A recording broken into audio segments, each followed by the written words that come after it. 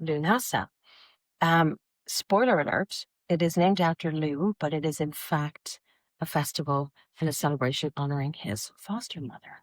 So we'll find out how we got to that. So Lughnasadh, the many gifted one. So in Irish, the Samhain is for the many gifted one. And it's a really wonderful, wonderful tale. I figured we would take a couple minutes to just, come together, ground a little bit, get our nervous systems nice and regulated. I know Sam's just been rushing in. I've been working all day, etc. So maybe we could take a couple of minutes, maybe to just breathe, just get a couple of breathing exercises in. If you would lead us in that, Eric, that would be lovely. So just like the light meditation, that's wonderful. And then we can lean into a little bit of storytelling. If you just want to put your feet in the ground, sit erect, and somebody's knocking and joining us. Yeah, okay. Right. you put your hands either up or down, or if you have a mudra or something you want to use, you can. And close your eyes.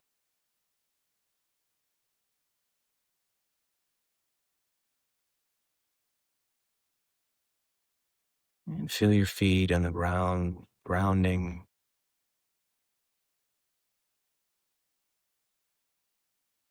Just do a little body scan starting from your feet and slowly coming up to your knees.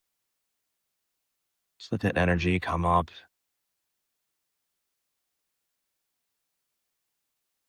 And bring that energy up to your stomach, your waist.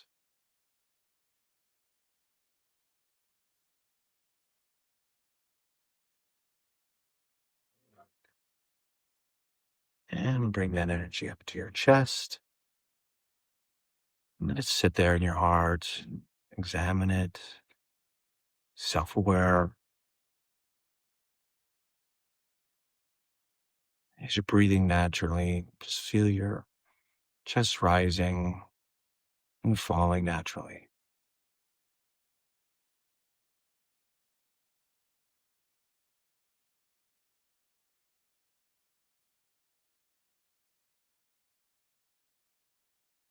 Bring that energy up to your neck, your jaw. Relax your jaw, your shoulders. Bring them away from your ears.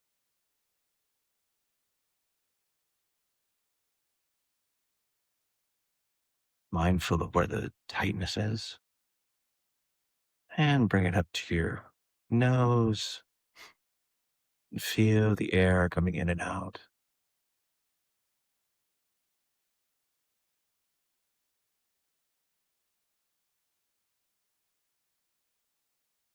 And up to your eyes.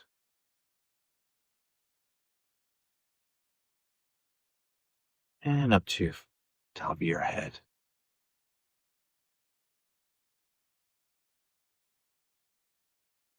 I'm just going to do a 4 count, breathing in and out through your mouth for 8. So we're going to breathe in.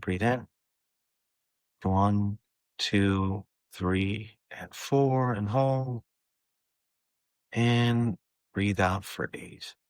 8, 7, 6, 5, 4, 3, 2, and 1. And breathe in for 4. 1, 2, 3, 4. Hold. And breathe out for 8. 8, 7, 6, 5, 4, 3, 2, and breathe. And just sit in this for a couple of seconds.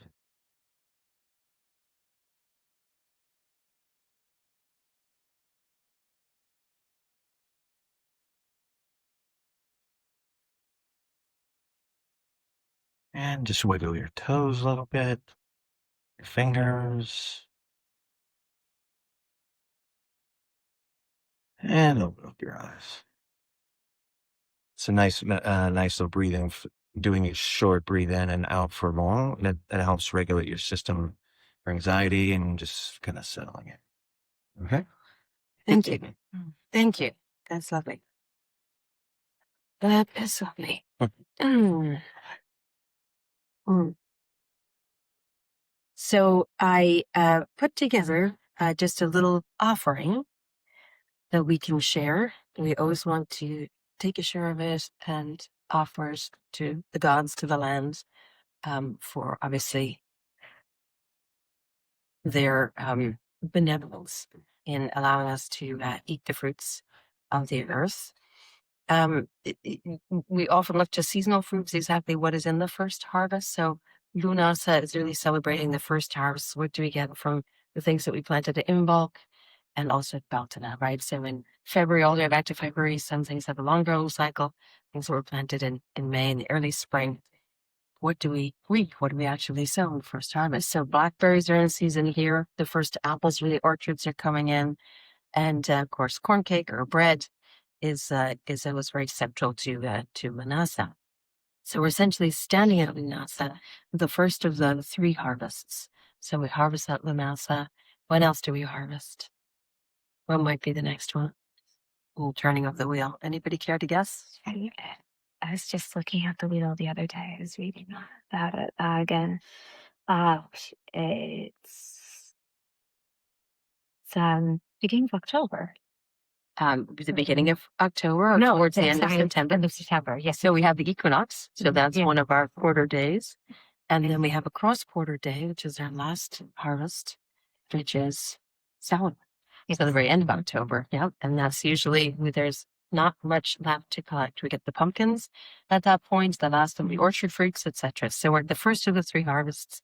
And this is typically known as the harvest of grain. So it's the grain and so hence the corn and the wheat that comes in at that point.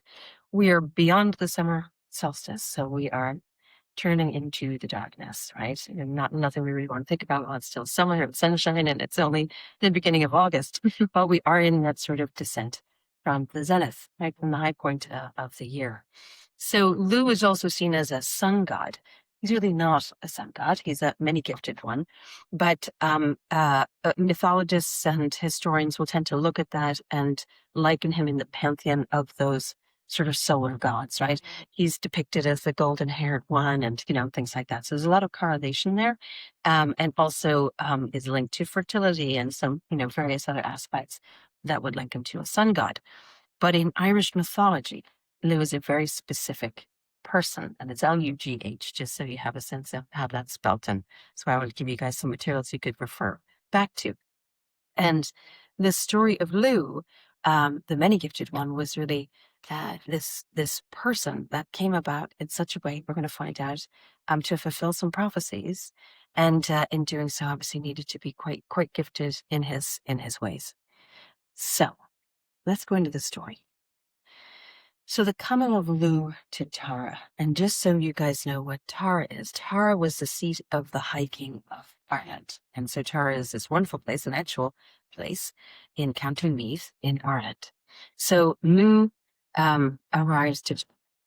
So it was in the days when the Tuatha De Danann were bowed down under the tribute of the Fomor, and there was a heaviness in the whole of Ireland, that a young man came riding to the gate of Tara.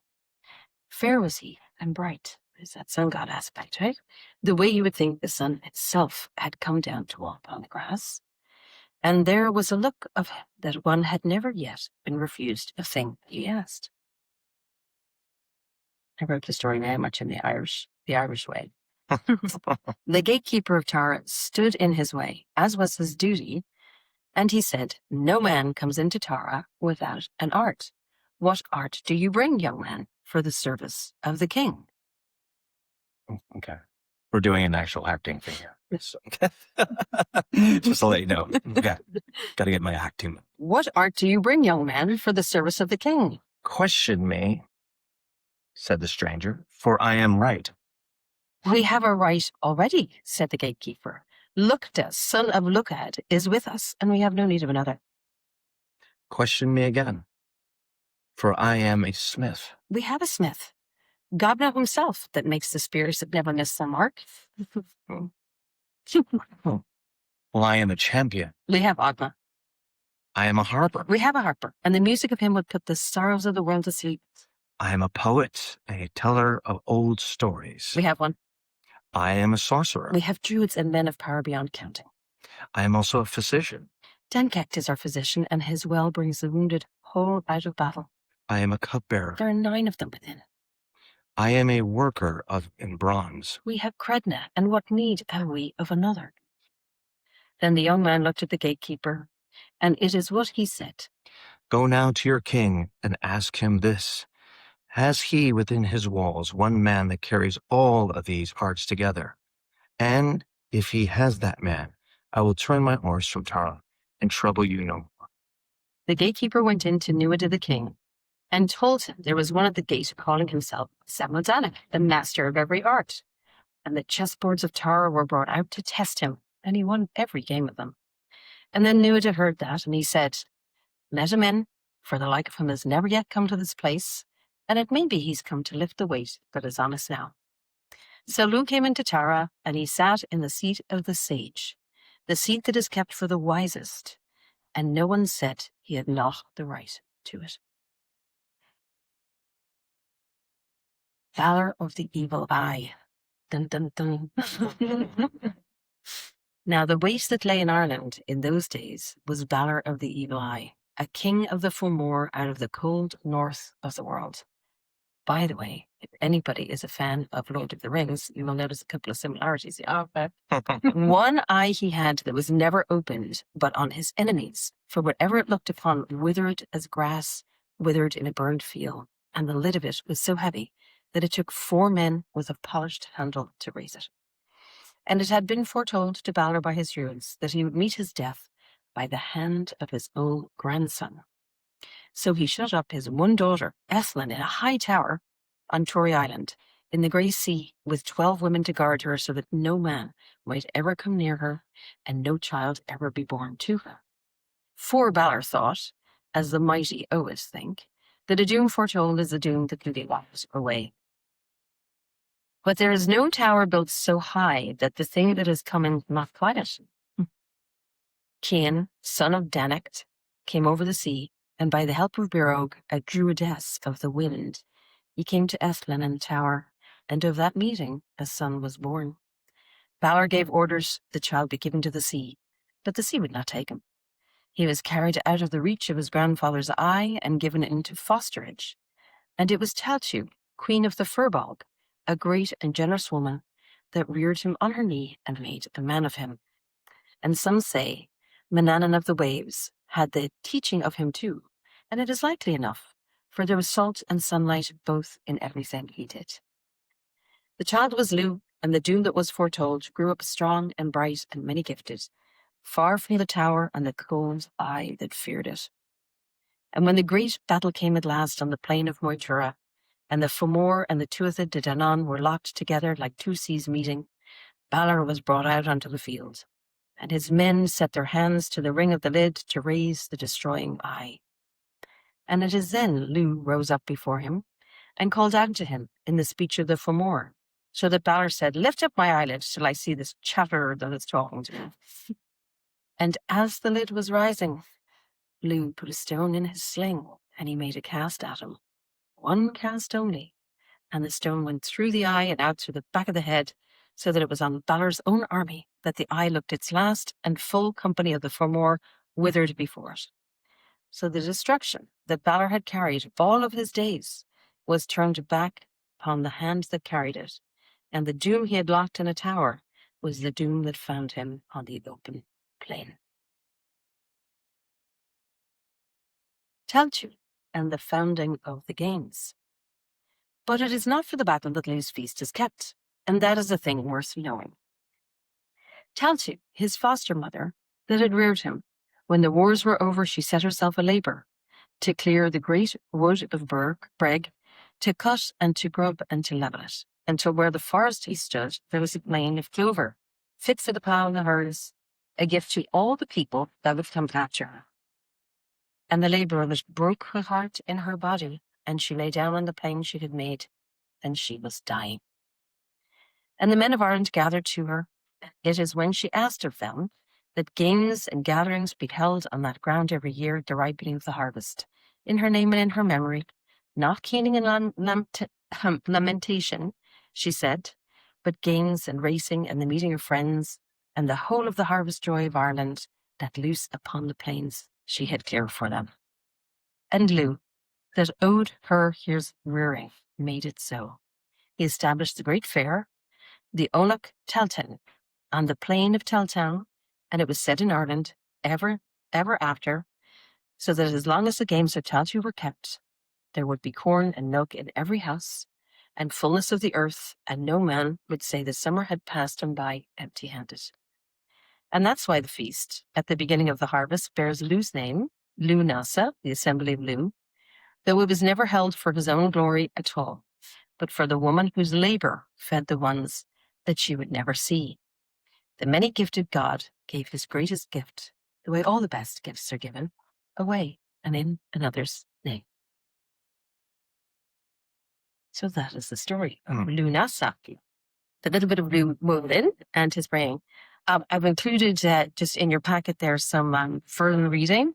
There are some wonderful stories. The Battle of Moytura is worth reading beginning to end.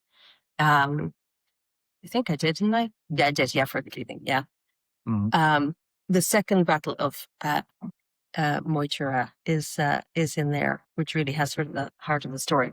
But you can go down a rabbit hole for years reading and researching Irish mythology and all of these wonderful tales. And you will find many of them written in the style that I pulled that one together for you. And the Irish language sounds like that when it's translated. The Irish language itself, you tend to wear emotions upon you, things upon you. You don't become it, right? So we would say, I am sad. In the Irish language, it would be sadness is upon me. So there's this sort of inversion, if you will, of some of the language here that makes it very poetic. So thank you for the poetic license that we got there. Yes. So I just want to have you guys react to this story. What things stood out to any of you? Any parts of that story that resonated or really sort of hit a nerve? I kind of, so he was taken and sent away so that he couldn't fulfill. Does he ever? I kind of did a brief reading Friday night, Saturday,